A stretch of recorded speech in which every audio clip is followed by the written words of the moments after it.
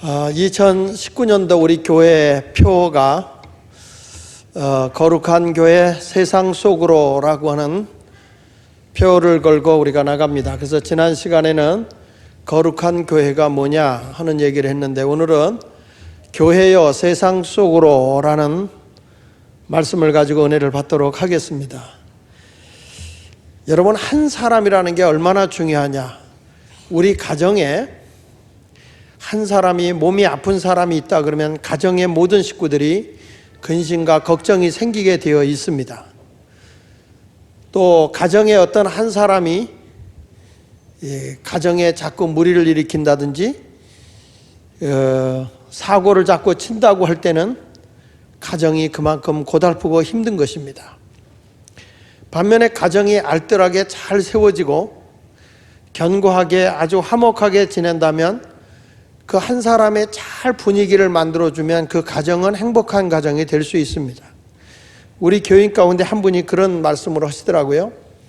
과거에는 얼마나 자기 생활이 잘못된 생활을 했는지, 어느 때는 교도소도 가고 어느 때 가서는 자기가 술을 마시고 폭력적인 그런 행동도 집안에서 했는데, 우리 교인의 전도를 받아서 교회를 와서 예수를 믿고 나니까 가정이 편안해졌다는 거예요. 그러면서 하는 얘기가, 나 하나가 변화되니까 우리 가정이 이렇게 좋은 걸, 나 하나가 새로워지니까 우리 가정이 이렇게 새로워지는 걸, 나 때문에 우리 가족이 너무 힘들었구나. 지금은 우리 교회 권사님이 되셨고 아주 가족이 화목하게 열심히 잘 사는 모습을 볼 때마다 참 예수가 좋긴 좋구나. 여기 아멘 하는 사람은 아직도 그 바닥에서 헤매고 있는 분인가 보죠. 나 하나가 새로워져서 우리 가정이 행복하니까 좋긴 좋구나, 이런 모습을 하는 거예요. 그분 아니고도 개별적으로 생각해 보면 내가 예수 믿어서 가정이 좋아진 가정이 꽤 많을 거라고 저는 생각을 합니다. 이 교회도 마찬가지예요. 교회도 거룩한 교회, 정말 바로 성도들이 세워진다고 하면 이 교회 때문에 세상이 행복해져야 되고 세상이 좋아져야 돼요. 여러분, 우리나라에 일제 36년 통치 아래 있을 때 자주국가, 독립국가를 이루기 위해서 우리나라가 100년 전에 3.1운동이 일어났습니다. 금년에는 우리나라에 3.1운동이 일어난 지 100주년이 되는 해이기 때문에 틀림없이 백범 김구 선생에 대한 그 화제의 인물로 많이 금년에 부각될 거라고 저는 생각을 해요. 이 백범이라고 하는 뜻은, 백은 백정에서 온 거고, 그러니까 가장 천한 자리에 있는 사람, 그리고 범이라고 하는 말은 범부, 평범한 사람. 왜 이 김구라는, 이 원래 이름은 김창수인데, 이 김구라고 하는 이분이 백범이라는 호를 달았느냐. 그러니까 백정과 범부라는 두 개의 단어를 합쳐서 백범이라고 붙인 이유는, 이 대한민국에 사는 모든 사람들이 이 천한 직업을 가지고, 그 당시에 천하다고 여겼던 백정이나 그냥 평범한 사람이라고 여겼던 이런 그 범부라는 사람들까지도 나라를 생각하고 애국심을 갖게 된다면 틀림없이 이 대한민국은 일제로부터 해방받을 수 있다. 그래서 모든 밑에 있는 사람, 어려운 사람, 힘든 사람들까지도 전부가 다 애국심을 품었으면 좋겠다라는 생각 속에서 백범이라는 호를 쓰게 됐다고 하는 얘기입니다. 그래서 이분은 그 독립운동을 하면서도 특이한 것이 뭐냐면, 우리나라의 그 당시에 그러니까 좌파 우파 할 것 없이 굉장히 그 파벌이 갈라져서 이념적으로 갈등이 심했던 그때에도 이분은 좌우를 잘 통합하는 운동을 했다는 거예요. 그러니까 좌우를 잘 아울러서 민족이 갈등이 없도록 하는 운동을 했던 사람이 백범 김구고, 그리고 이분은 지금 우리나라의 시대에 꼭 맞게끔 갈등이 심한 것을 통합했던 이 사람인 것처럼, 금년에도 우리나라에 백범 김구 같은 사람이 온다면 빈익분 부익부가 극에 달하고, 그리고 좌우가 너무 극단적으로 흘러가고 있는 이런 세대에서 통합을 이룰 수 있다는 거예요. 그리고 이 백범김구는 원래 그 기독교인이라고도 하고, 어디 가서는 천주교인이라고도 하고, 어떤 사람은 유교라고도 하고, 어떤 사람은 불교라고도 얘기해요. 그 이유는 이분이 기독교인이지만 종교색을 그렇게 크게 띠지 않으면서 모든 종교를 이렇게 연합시키는, 나라를 위해서 함께 더불어 살자, 이런 운동을 했던 사람이 백범김구 선생님이죠. 대한민국이 세계하고 다른 것 중에 하나가요, 가족이 다 불교를 다니던 유교를 가졌던 기독교를 다녔던 갈등 없이 지낸다는 거예요. 그 이유는 왜 그러냐면, 불교를 다녀도 기독교 다니는 거, 너는 더 좋은 종교를 가라. 또 이렇게 기독교를 다니면서도 나는 우리 부모님이 불교를 믿어, 그러면 거기 간다. 그래도 서로 그냥 이거 아니면 저거다 극단적으로 싸우지 않는 이유 중에 하나가, 그것이 우리나라의 그동안에 너무 갈등과 싸움이 심했던 나라에 통합운동을 했던 신앙의 선진들 때문에 그런 일이 있었다고 좀 봐져요. 사랑하는 여러분, 그렇게 나라를 위해서 애썼던, 그러면서 개혁적인 운동을 했던 백범김구 선생은 73세 1940년 6월 달에 육군 현역 장교인 안두희라는 사람에 의해서 총탄을 맞고 세상을 뜨게 되죠. 제가 왜 오늘 이 말씀을 드리냐면, 한 사람의 위치가 그만큼 나라에 큰 영향을 미치는 것처럼, 교회라고 하는 것은 그냥 우리끼리 모여서 예배드리고 찬송 부르고 가는 것이 교회가 아니라, 건강하게 세워진 교회는 세상 속으로 들어가서 세상에 섬김을 베풀고 이웃을 사랑하면서 모든 사람이 더불어 함께 잘 살 수 있는 그런 운동을 하는 것이 교회라고 생각을 하기 때문입니다.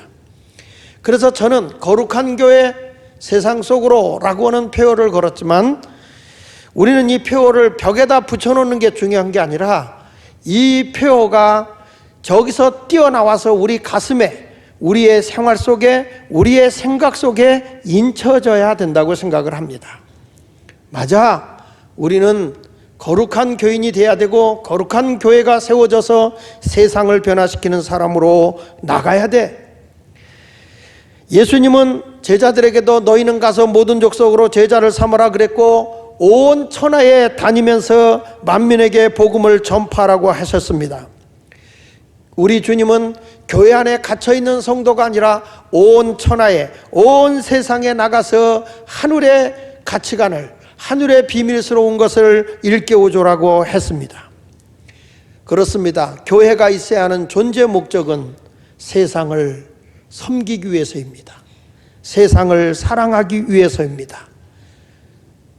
성경은 너희는 세상의 빛이다, 세상의 소금이다, 이렇게 말씀을 했지, 너희는 교회 안에서 끼리끼리 놀아라 한 적이 없어요. 교회 안에서 잘난 척하지 마라. 너희가 진정으로 그리스도인이라면 세상 속에 들어가서 세상을 변화시키는 사람이 되어야 한다고 일러주고 있습니다.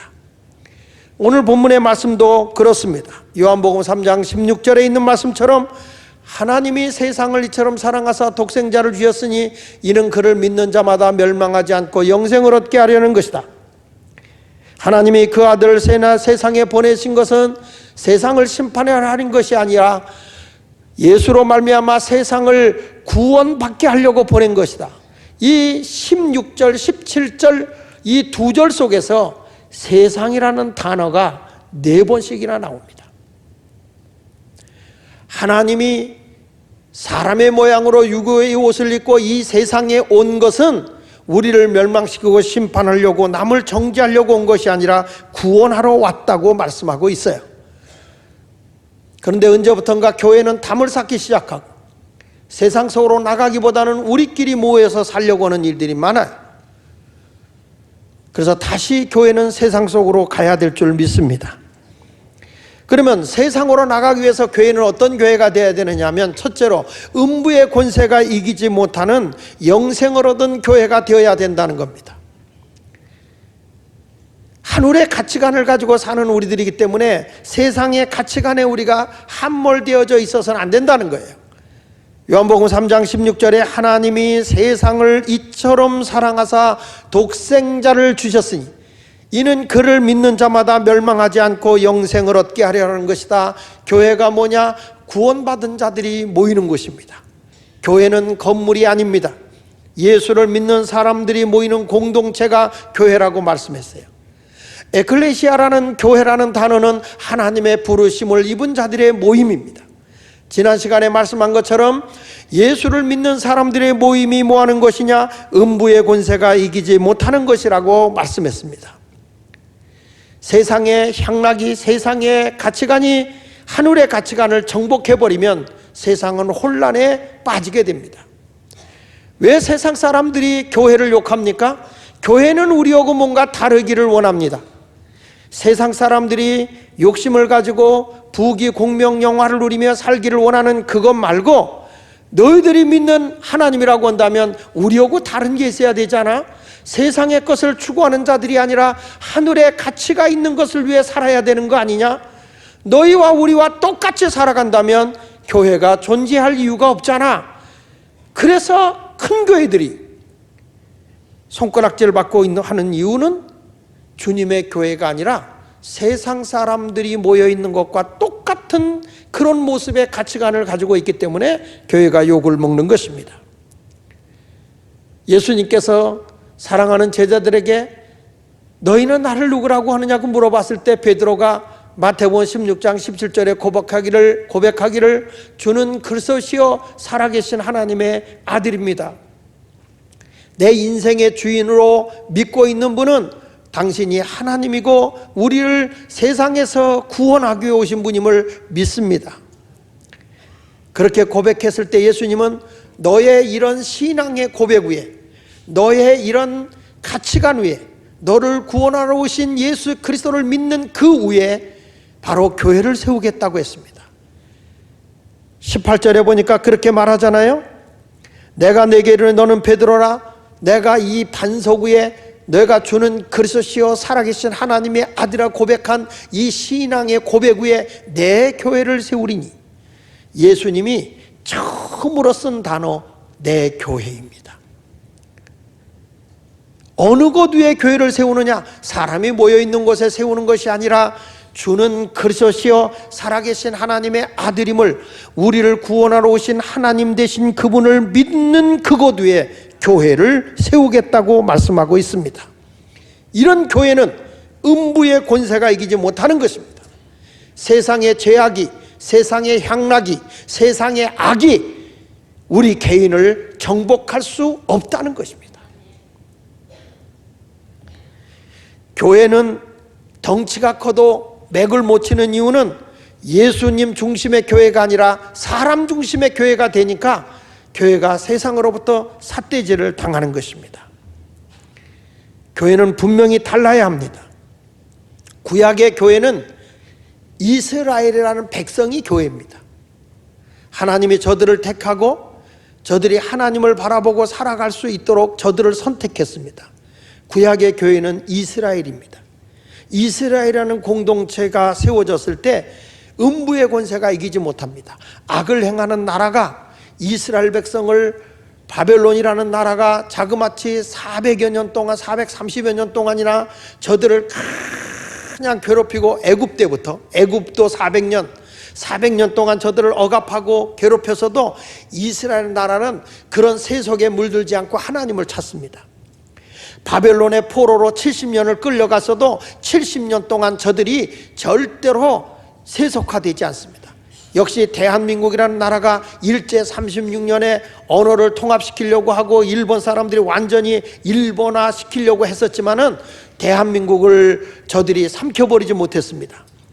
기독교 교회가 있는 한 그게 어려우니까 기독교 말살 정치를 하고 목사들을 다 감옥에다 집어넣고, 이 가장 강렬하게 신사참배를 거절했던 기독교가 있기 때문에 목사들을 전부 다 신사참배 못하도록 대못을 걷게 하고 감옥에다 집어넣고 손톱을 빼고 막 잔인하게 저들을 고문을 가했어도, 일본은 항복을 했어도 교회는 세워지는 것이에요.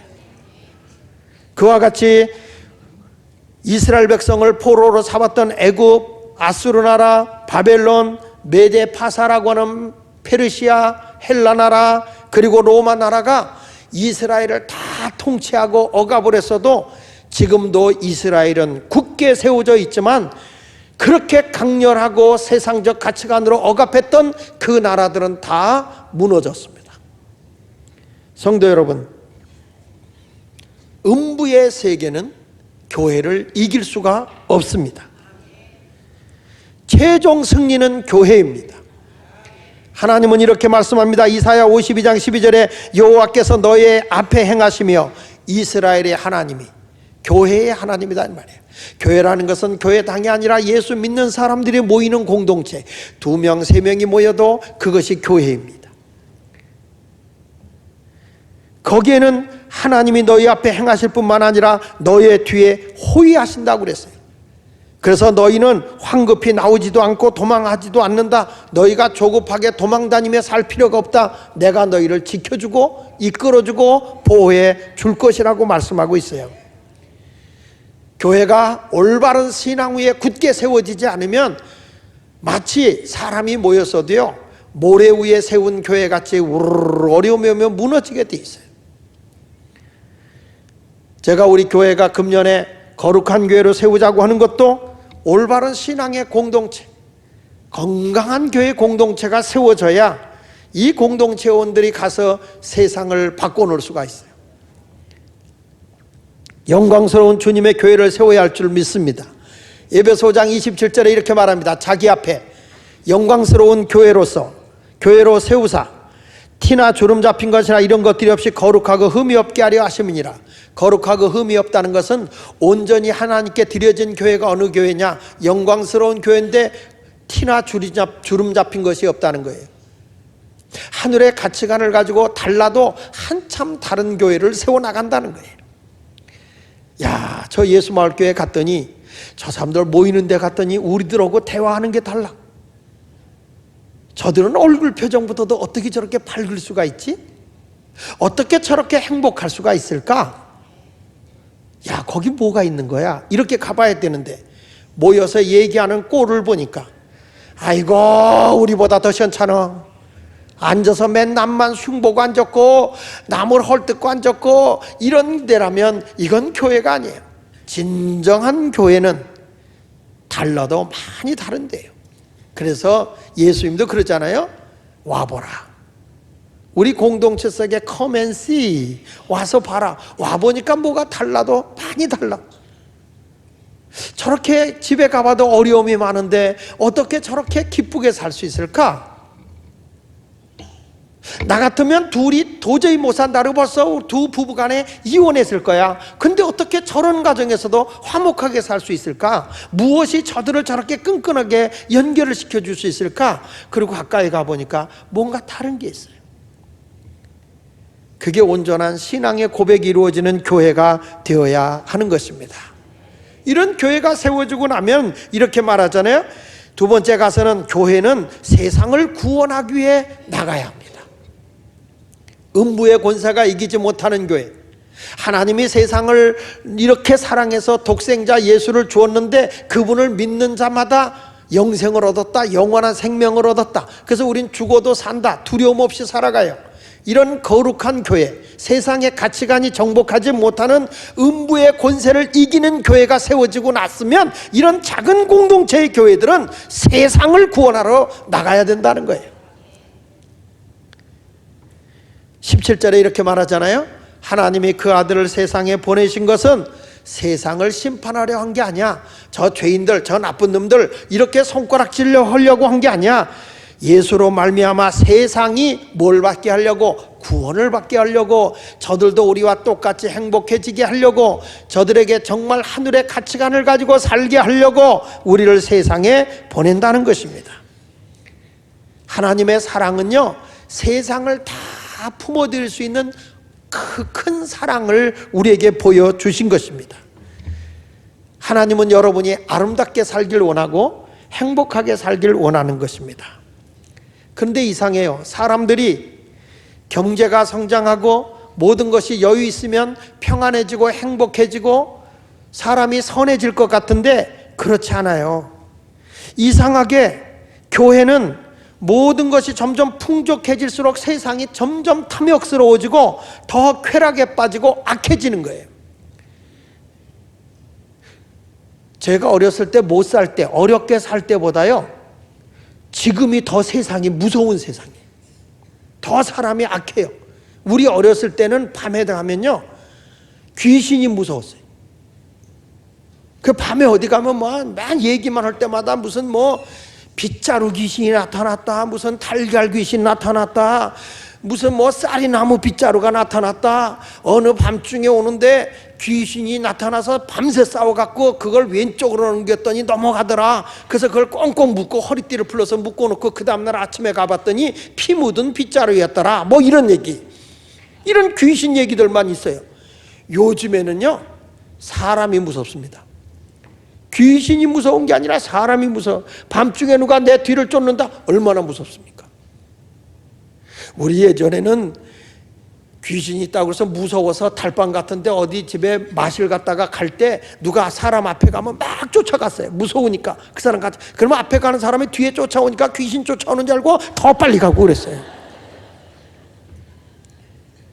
근데 요즘에는 사람이 너무너무 무서운 시대가 되고 말았어요. 세상은 점점 포악해져 가고 있어요. 세상은 점점 어두워져 가고 있어요. 예수님 당시에도 세상이 어두워졌기 때문에 요한복음 1장 9절에 참 빛고 세상에 와서 각 사람에게 비치는 빛이 있었다 그랬잖아요. 어두움을 몰아내고 광명한 세상을 만들기 위해서 빛으로 예수님이 오셨어요. 그래서 예수님이 우리 가정에 오면 어두움이 물러가게 돼 있어요. 과거에 그 잘못됐던 것이 다 물러나고 살맛이 나요. 행복이 주어져요. 예수 믿으면 그런 변화가 일어나죠. 그러나 세상은 어떻게 된 것인지 점점점 어렵잖아요. 그래서 말세가 되면, 세상이 아무리 살기 좋아졌다도 말세가 되면 이런 일이 나타난다 그랬잖아요. 디모데후서 3장 1절 이하 4절에 보니까 너희는 이것을 알아라. 말세에 고통하는 때가 온다는 거예요. 고통하는 때. 아니, 먹을 것도 많아지고 문화적인 혜택도 많아지고, 우린 걷지도 않고 요즘엔 조금만 가도 자동차가 타고 다 가잖아요. 조금만 멀어도. 걸어오라. 성동고등학교다. 우리 임원 재직들은 성동고등학교다 차 대놓고 걸어와라. 여기는 새신자들이나 애기 엄마들이 차 대야 된다. 그래도 그거 150m 실어서 여기다 꼭 대는 특수한 생각을 하고 있는 분이 계세요. 근데 우리 때는 10리길, 20리길도 학교도 걸어 다녔거든요. 그리고 먹을 것도 별로 없었는데도 그래도 그때보다는 우리가 그때보다 그 당시에 우리가 지금의 젊은 애들보다 더 선한 것 같아요. 우리는 동전 하나 떨어져도 그거 못 주웠어요. 누가 볼까봐 죄 짓는 것 같아서. 가꾸는 씻고 일단 가서 발로 밟고, 그리고 온 동네를 다 돌고 누가 봤나 못 봤나. 그리고 바닥에 앉아서 쓰는 척하고 손을 발가락 밑으로 가서 슬머시 주워가지고, 옛말에 이런 얘기 있어. 돈 주신 거 갖고 들어오면 복이 안 온다. 바깥에서 사 먹어라. 그래서 눈가 사탕 사 먹었어요. 이런데 요즘에는요, 누가 아이고 돈 떨어 수지 맞았네. 공개적으로 광고하면서 주워가요. 세상이 점점 정이 없어지는 거 아닙니까? 그래서 거기 2절에 이런 말이에요. 사람들이 자기를 사랑하며, 남을 헤아리는 게 아니라 자기를 사랑하며, 뭘 사랑하며? 돈을 사랑하며. 요즘에 애기들도 뱃속에 8달만 됐는데 돈 있다 그러면 돈 때문에 먼저 나온다잖아요. 돈을 사랑하며, 자랑하며, 교만하며, 비방하며, 또 뭐라고 그랬어요? 부모를 거역하고. 부모 말에 고분고분하잖아요. 옛날에는 부모님들이 이라 그러면 말에 안 들어도 그랬는데, 요즘엔 부모님이 뭐라면 왜 그네가야 돼요? 부모를 거역하는 시대. 부모님이 뭐라면 불만하고 대드는 시대. 얼마 전에 어머니가 뭐라고 하냐면은 너 담배 좀 적게 펴라 그랬다고 청년이 화가 나서 어머니를 살해했어요. 이제는 부모를 거역해. 그리고 감사하지 아니하며, 감사가 없어 거룩하지 아니하며, 무정하며, 원통함을 풀지 않으며, 모함하며 절제하지 못하며 싸나우며 선한 것을 좋아하지 아니하며 배신하며 조급하며 자만하며 쾌락 사랑하기를 하나님 사랑하는 것보다 더한다. 이제는 세상을 더 사랑한다는 거예요. 여러분, 교회가 요즘에 큰 교회들이 많이 욕먹는 이유가 왜 그러냐? 하나님을 사랑하기보다 세상을 더 사랑해요. 교회의 중직자들, 장로님들, 권사님들, 집사님들, 일꾼을 뽑아놓으면 교회에서 그냥 여기서 모여서 자기들끼리만 모이지 말고 세상에 나가서 세상을 섬기고 선한 일을 베풀고 뭐 이렇게 누가 울고 있으면 왜 우는지 가서 돌봐주고 이런 일들을 해야 되는데 막 돌아다니면서 자기 주장은 강한데 세상의 문제를 내 것이라고 생각하질 않아요. 교회가 왜 있어야 돼야 하는지 존재 가치를 잃어버리고 있는 거죠. 그래서 유명한 신학자인 20세기 칼바르트는 이런 얘기를 했습니다. 그리스도인은 한 손에 성경을, 한 손에 신문을 들고 살아야 한다. 내 신앙의 분명한 하늘의 가치를 성경에서 찾으면 우리가 신문 속에서 일어나는 수많은 세상의 사건들을 보고 신앙인들이 어떻게 이 사회를 섬길 것인가? 세상은 원래 그렇게 악한 것이야, 세상은 그렇게 타락한 것이야, 이렇게 돼서는 안 된다는 거예요. 보험회사 다니는 분들이 이 목사들이나 기독교인들에게 실망을 많이 한다는 거예요. 자동차 접촉사고 나면 내가 사고 많이 난 것처럼 더 아픈 것처럼 늘려줘서 보상금을 많이 받게 해달라. 이 사람이 허비하는 사람 보면 좀 별거 아닌데 왜 그렇게 예수 믿는 사람이 거짓말하고 더 하더라, 세상 사람보다 더 하더라. 그래서 보험회사 다니는 사람들이 예수 믿는 들 때문에 정 떨어져서 교회 안 다닌다는 거예요. 세상 사람들이 추구하는 가치관보다 하늘의 가치관을 추구해야 할 거룩한 사람들이 세상만도 못하게 거짓되게 살아가니까 교회가 세상의 빛의 역할을 감당하지 못하는 거예요. 그래서 칼바르트가 한 손에는 성경을 들고 한 손에는 신문을 들어라, 이 말은 신앙과 사회의 균형을 잘 맞춰 나가야 된다. 유명한 전도자였던 빌리 그레엄 목사님도 그런 얘기를 했어요. 성경을 한 손에 들어라, 그리고 조간 신문을 한 손에 놓고 비교해 보라. 그러면 하나님이 살아계심을 내가 알게 될 것이다. 성경과 세상이 뭐가 다른 것인가? 어떻게 차이가 나는가? 그러면 이 세상에 있는 데를 어떻게 우리가 변화시키고 가야 될 것인가를 생각해 보라는 것입니다. 우리가 세상이라는 것은 그냥 밖에 나가는 게 세상이 아니라 사람 사는 세대잖아요. 사람이 있는 곳을 세상이라고 얘기하는 거예요. 한국 전쟁 이전 세대, 그러니까 1955년 이전 세대를 일제 간정기에 출생한 사람들, 또는 6.25를 통해서 전쟁을 치렀던 사람들, 뭐 해방둥이라고도 하죠. 일본으로부터 해방받고 그 다음에 6.25 전쟁까지 있고, 그래서 출생해가지고 가난하고 많은 어려움을 겪었던 사람들이기 때문에 이 세대를 비운의 세대라고 그래요. 55년생 이전을 비운의 세대라고 얘기를 합니다. 그리고 이제 55년부터 63년 세대를 베이비붐 세대라고 얘기하는데, 이때는 막 애를 많이 낳았어요. 그래서 아이를 많이 낳은 세대라 그래서 그때를 베이비붐 세대라고 얘기를 하죠. 그리고 1964년부터 74년을 포스트 베이비붐 세대라고 하는데, 이걸 우리가 말하는 386 세대 X세대라고 합니다. 이때가 바로 민주화 세대, 우리나라를 민주화시키자, 그리고 우리나라 도시화가 활성화가 되면서 도시 지역으로 사람이 몰려들어서 도시 지역 과밀화가 일어나고 도시 주택난이 일어나고 교육열이 막 일어나면서 도심지로 모이잖아요. 요즘에도 보면 그 당시에 사람들이 자식 교육을 위해서 체제하지도 않으면서 자기가 어느 지역에 산 것처럼 하는 것 때문에 장관을 뽑을 때 계속 걸리지 않습니까? 이런 세대가 바로 베이비붐 세대라고도 하고 386 세대 X세대라고까지 합니다. 그리고 79년부터 94년생까지 1979년부터 1994년 세대를 Y세대라고 하는데, 이 세대는 베이비붐 세대가 낳은 자손들이에요. 이 세대를 에코 세대라고도 하고, 미국에서는 이 세대를 밀레니얼 세대라고 그래요. 밀레니얼 세대. 그러니까 이때는 핵가족 세대라고도 하죠. 그러니까 우리끼리 이렇게 모여서 사는 세대, 여러 가족이 모이는 게 아니라 따로따로 사는 세대가 됐어요. 이제 제가 오늘 얘기하려고 하는 것은 1995년부터 2010년, 요즘의 10대들이겠죠. 20대, 10대. 그러니까 1995년부터 2010년 세대를 우리는 Z세대라고 얘기를 합니다. 이 세대를 우리는 X세대, 386 세대들의 자식들, 그 세대를 얘기하는데, 이 세대를 디지털 원조 세대라고 그래요. 여러분, 우리가 어떤 세대하고 지금 이제 부딪히냐면, 교회 다니면서 우리가 저 세대 통합하지만 이 Z세대하고 이 충돌이 일어나는 거예요. 지금 우리들은 TV를 보고 연속극을 보고 주인공이 누구냐 이런 얘기를 하지만, 요즘에 그 Z세대들은 거의가 유튜브를 보고 유튜브에서 사람들을 SNS를 하면서, 그러면서 자기가 좋아하는 사람을 거기서 찾아내요. 제가 지난 주간에 울산에 가서 집회를 했어요. 근데 목사님이 점심 먹고 났는데, 목사님 카페 여기 좋은 데 있는데 물 먹는 고래 카페가 있대.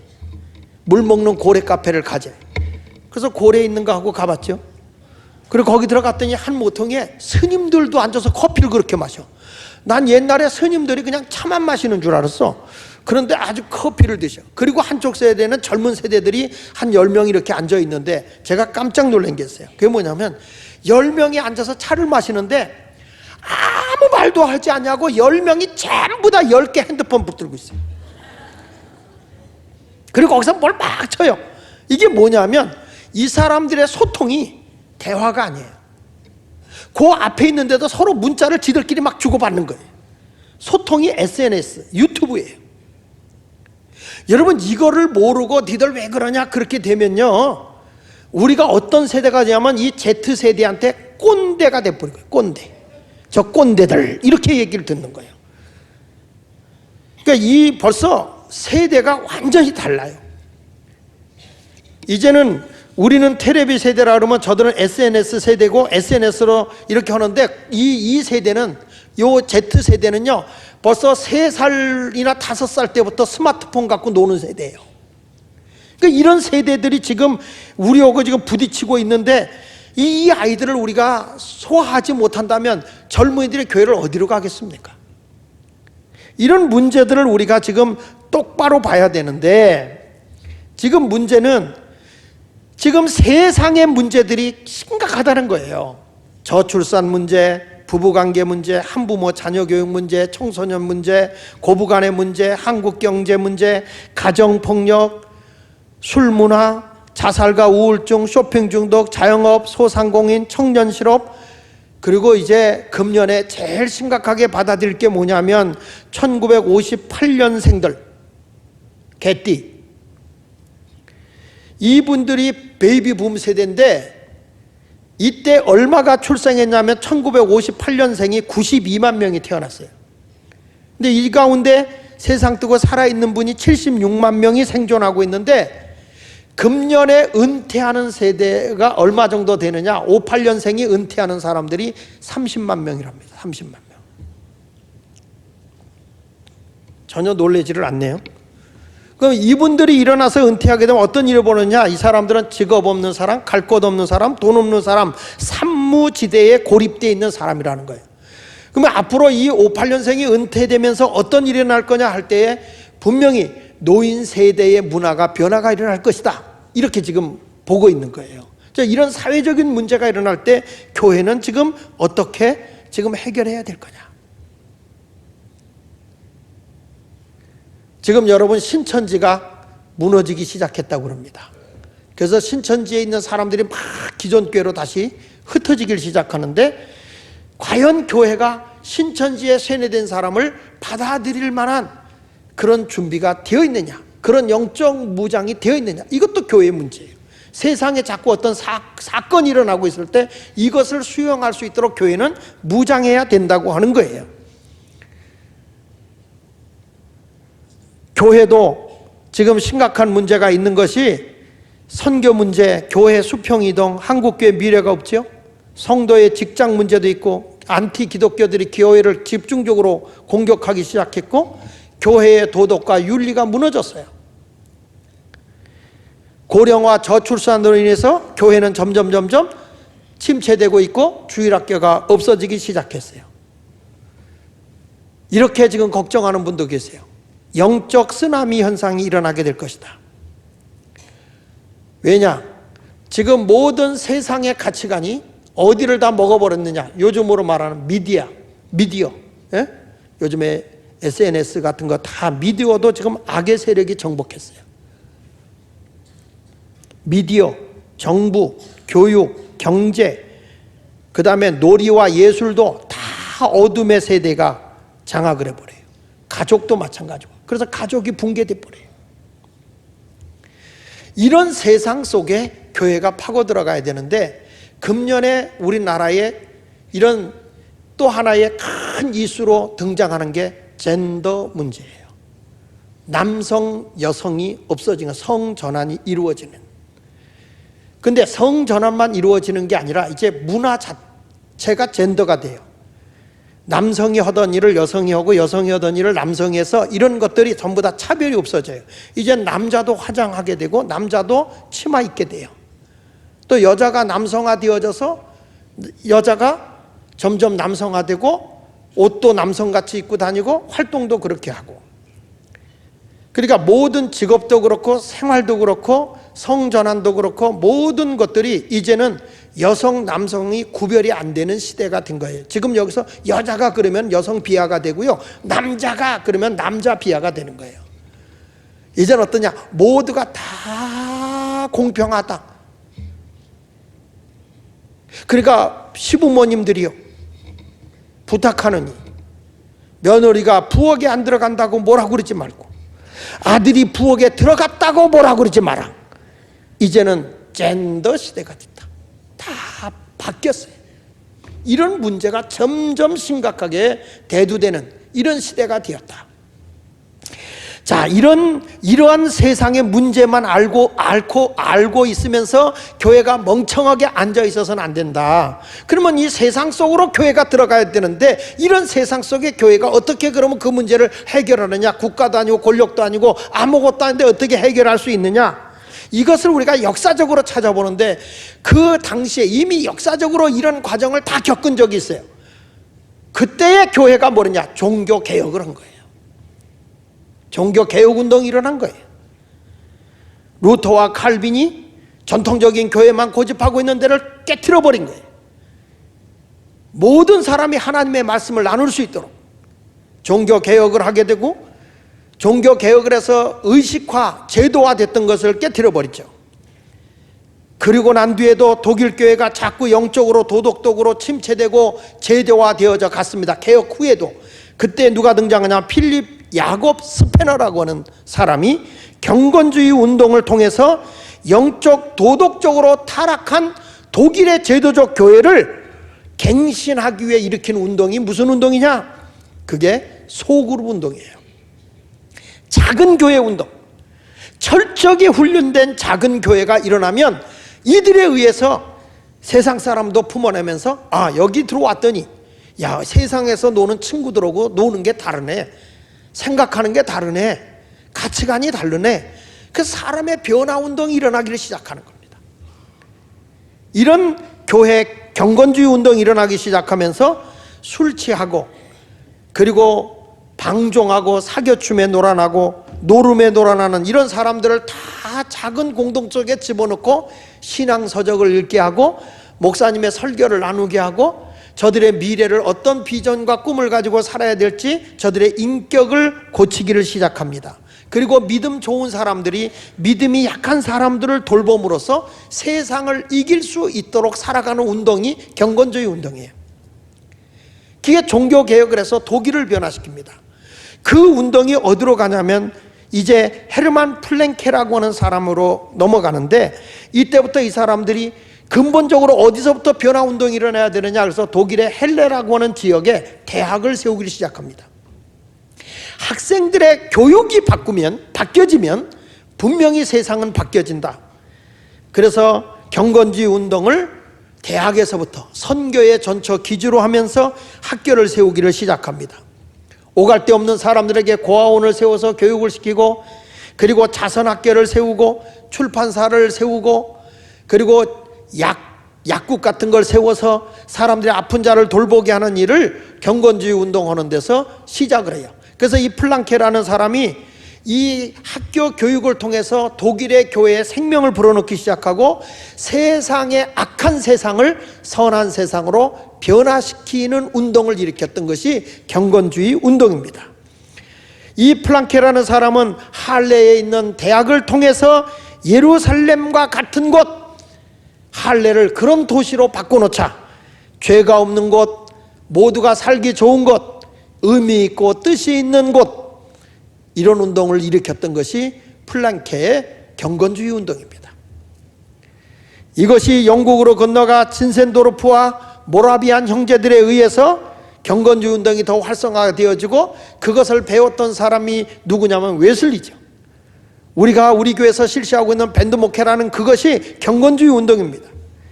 이것이 바로 18세기의 영국 사회의 빈익빈 부익부가 극에 달하고 가진 자와 못 가진 자와 배운 자와 못 가진 자들이 권력 있는 자와 없는 자들이 비참할 정도의 생활을 다 깨트려버리고 서로가 잘 살게 하는 그 운동을 일으켰던 사람이 웨슬리와 그의 교도들이었어요. 이것이 바로 예수 믿는 사람의 작은 공동체 운동이 세상을 바꿔놓는 것입니다. 나는 우리 교회에 한 사람 한 사람 다 세상에 가서 우리 교회 좀 와보세요. 우리가 모이는 곳에 와보세요. 우리는 세상 사람이 노는 것하고 달라요. 우리는 깨끗해요. 우리는 의롭게 살아요. 그래서 교회는 거룩하면서도 세상을 품어내는 것, 세상에 의롭게 살아가도록 함께 더불어 공존하는 것, 그게 교회가 돼야 됩니다. 세상을 이기자고 하면서 교회가 담쌓놓고 믿는 사람들끼리만 모이는 게 아니에요. 저는 얼마 전에 나 우리 지휘자님하고도 그런 얘기했어요. 학교에서 음악하는 애들 다 데리고 와라. 막 믿는 사람만 하지 말고 다 와서 같이 찬양하자. 왔다 안 왔다 해도 아니 그러다 보면 복음이 들어가는 거죠. 우리끼리만 놀지 말고 모든 사람 아무나 와라. 그래서 내가 우리 교인들도 금년에 아무나 초청해 와라. 초청 와서 교회에서 같이 식사하고 그리고 이렇게 선물도 좀 주고. 그래서 와보니까 교회가 좋네. 참 교회 다니는 사람 좋네. 뭘 좋아 본 적 있어야 하면 그러지. 이런 모습으로 교회가 자꾸 달라져야 되는 거예요. 우리끼리만. 네, 그랬어요. 학생들도 와서 사역하면 장학금 줘라. 장학금 주면서 세상을 다 복음으로 무장시켜서 달라져야 된다. 그래서 우리 교회가 거룩한 교회를 세우는 공동체가 강화되면서 이분들이 어느 속으로 들어가냐? 세상 속에 들어가서 세상을 구원해내는 그런 모습의 교회가 2019년도에 예수마을교회가 되기를 바랍니다. 제가 금년에 중고 청년들에게 전적으로 올인하고 힘을 쓰는 이유는 저들이 한국의 미래의 교회의 소망이기 때문에 그렇고, 주일학교 애들에게 우리가 관심을 갖는 것도 저들의 미래가 저들 손에서 싹트기 때문인 것입니다. 세상의 가치관에 뺏기는 자들이 아니라 하늘의 가치관에 정말 올바른 신앙의 고백이 이루어지는 자녀들, 그리고 우리 교우들이 되시기를 예수 이름으로 축원을 드립니다. 오늘도 보니까 친구들을 데리고 와서 오늘 같이 이 자리에 앉아있는 분도 계시고 또 어떤 분의 초대를 받아서 여기 오신 분도 있을 거라고 생각을 합니다. 그분들 오면 아마 선물도 줄 거고 맛있는 것도 사줄 거고 뭐 이러겠죠. 왜 그렇게 하느냐? 우리가 초청해서 좀 보고 가라. 여러분 모두가 함께. 그래서 우리 교인들은 식사하는 것도 뒤로 좀 늦게 하시고, 오늘 초대받아 오신 분들이 앞자리에 가서 먼저 식사하게 해야지. 그냥 새로운 사람을 와도 먼저 드세요 이러지도 않고, 뭐 이제 와서 밥부터 먹으려고 그래, 저를 뒤로 앉아야 뒤로 가 이러지 말고, 정말 무엇인가 보여줄 것이 있는 그리스도인의 가치관을 가진 성도들이 되시기를 예수 이름으로 축원을 드립니다.